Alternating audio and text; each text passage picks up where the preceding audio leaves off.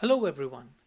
Today I want to discuss a game played between Judit Polgar and Viswanathan Anand in 1999.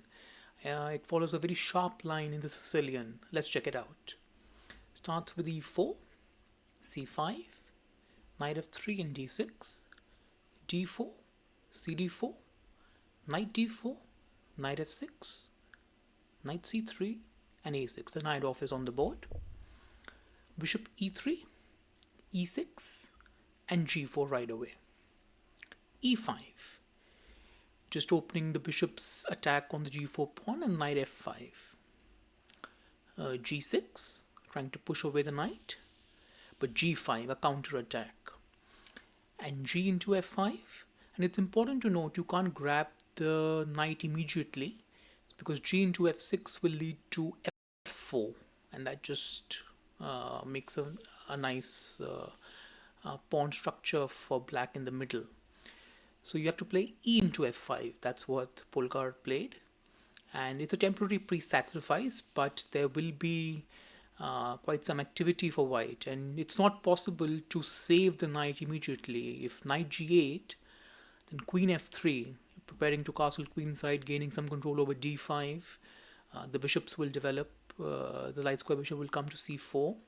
So let's say knight e7, but knight e4, putting pressure on d6, and let's say queen a5, then even b4, and the pawn can't be captured because the c3 will then push away the queen from the defense of the d6 pawn, so that's not good. So queen c7 and then castling will put a lot of pressure on black's position. So the correct response after e into f5 is d5, gaining control, gaining control of d5, preventing any jumps into d5, and also threatening d4. This is what Anand played actually. Queen f3, continuing with the plan, and d4, forking two pieces and castles queenside, preventing a capture for the moment. And knight bd7, again it's important not to go for knight fd7, trying to save that piece, because bishop into d4 will come in, and after you capture rook e1, it's going to be very unpleasant trying to because the attack will just flow. Let's say bishop e7 and knight d5, it just flows very naturally for white. So this is to be avoided. So nbd7, the piece will have to be returned at some point or the other. Bishop d2, there was an option of capturing, and after d into c3, then bishop c4, developing the bishop, allowing rooks to connect, and queen f6 and rook h to g1. That is possible, threatening bishop g5. That's an idea. Another possibility could have been bishop into d4, and after e into d4, bishop c4 immediately. Rook h e1 is a threat. Queen c7, making some room for the king, and then rook h e1, king d8. This was also possible, but bishop d2 was played, and d into c3, and bishop takes. So that was the idea, that we transfer the bishop on this diagonal, put pressure on e5, and by extension f6. And here Anand, bishop g7, which might be a slight inaccuracy. Black will have to survive a storm. Alternatives could have been, let's say, rook g8 was one idea, putting pressure on g5, forcing the capture now, and then queen captures on f6. Black still is up a piece for a pawn. This was one way to play it. Queen c7 was another idea, defending e5. So if g into f6, then the other knight can capture on f6, and then e5 is still defended. Bishop d3, just developing, connecting rooks. Bishop d6, developing again. Rook h e1, knight to c5 perhaps. These ideas were there, and this has been played, in fact, in a game by Maya Nxd4 in the 1983. But anyway, bishop g7 was played, and rook g1 immediately. And black castled perhaps into the fire, but where the center is not safe either, and queenside castling would take too long. So not much choice really. G into f6 finally, and queen into f6. And queen f3, preparing to push the f pawn. King h8, just getting out of the pin, and f4. Here, Anand made an inaccuracy. He played queen b6, thinking that if he can trade queens, that could, of course, be good. But the problem is it wastes a tempo. It leads to queen g3 threatening checkmate on g7, so the queen will have to come back. Alternative could have been, let's say, instead of after f4, it could have been rook e8.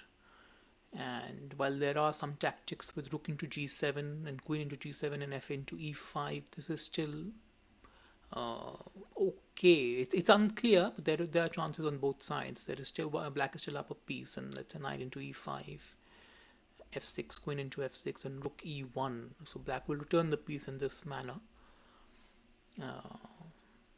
But we'll have the exchange. White, it's unclear, but this really could have been played. After queen b6 and queen g3, though, the queen has to come back to h6. And rook t6, an excellent idea. Just deflect the queen, get a rook lift in, forcing f6. Now the bishop is really dreadful on g7. And bishop d2. The idea is, of course, to capture on e5 and open the bishop's line to the queen. So e4, preventing that. And bishop c4, the last piece develops. But if we notice one thing, a rook and a bishop for black have not been developed at all. They haven't moved. In fact, the knight on d7 is blocking the bishop, which in turn is blocking the rook on a8. So while black is a piece up, black doesn't have an active piece, is not an active piece up, we can say. b5. Pushing the bishop back, but this allows bishop e6. An alternative could have been knight to b8.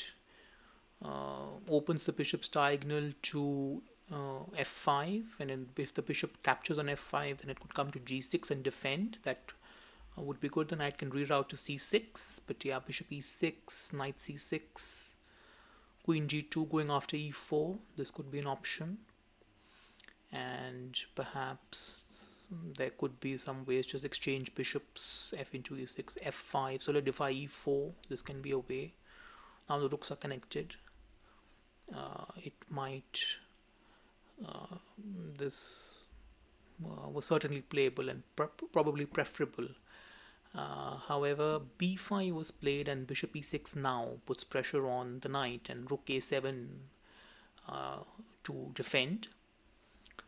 Not the most active of squares, but rook c6 now, and a5, trying to go for some queenside attack up with a pawn storm towards the white king, but bishop e3 hitting the rook, rook b7, and bishop d5, rook to b8, getting out of any potential discoveries, and rook c7 now, b4, but b3. This stops the queenside advance from black, and even creates a little breathing room for the king should it ever be needed. Rook b5 here, attacking the bishop, but this simply allows bishop c6 to come with a skewer, and the knight will have to be returned. Rook into f5, but rook into c8, just removing the defender of the knight. Bishop into d7 was also playable, and after bishop into d7, rook into d7, this was also perfectly fine. But anyway, rook into c8 was played, and after rook into c8, bishop into d7 now. This skewers, it forks the two rooks, rook c5, and bishop into f5, and bishop into f5. And over here we see that the material equality has been reached, but it's the piece position is much more favorable for white. Black's pieces are quite cramped. The king is much looser.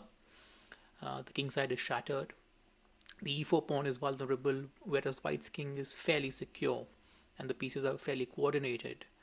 Rook t1 threatening rook t8 check, but king g8 was played, and after queen g2, black in fact resigned because there's no good way to defend e4 and even the other queenside pawns, and it was really a positional torture for black.